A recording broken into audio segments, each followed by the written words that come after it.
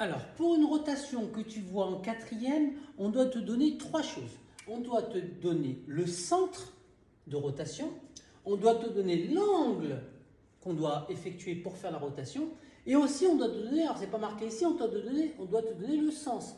Soit c'est le sens horaire, c'est-à-dire le sens des aiguilles d'une montre, soit c'est le sens anti-horaire, c'est-à-dire le sens inverse des aiguilles d'une montre. Alors là, par exemple, on a une figure ici.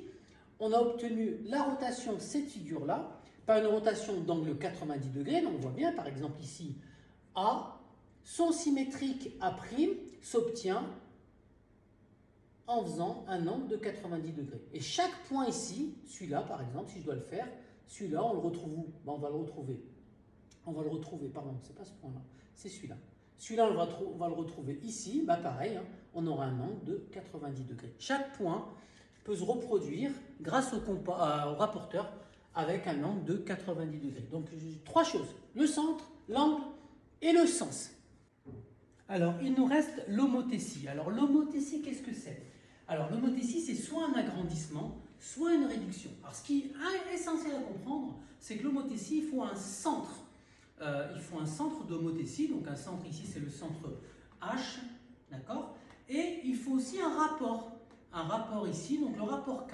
Donc, si K est supérieur à 1, on se rend compte que, par exemple, 1,5, que la figure symétrique, la figure obtenue par l'homothétie, eh ben, elle sera 1,5 fois plus grande que la première. Donc, si là on a 2, 1,5 fois 2, ça fait 3. Ça veut dire que cette distance, ça sera 3. D'accord? Et si K est plus petit que 1, donc si on a un K plus petit que 1, par exemple ici 0,5, eh ben, on aura les distances qui seront divisées par 2. Donc si là on a 2, là on aura des distances de 1.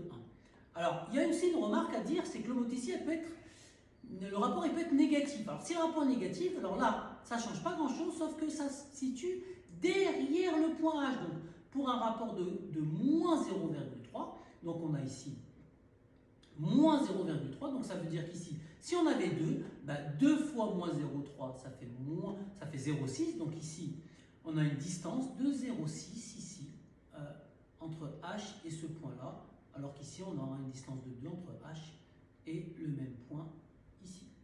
Voilà. Donc l'homothétie, c'est comme ça que ça fonctionne.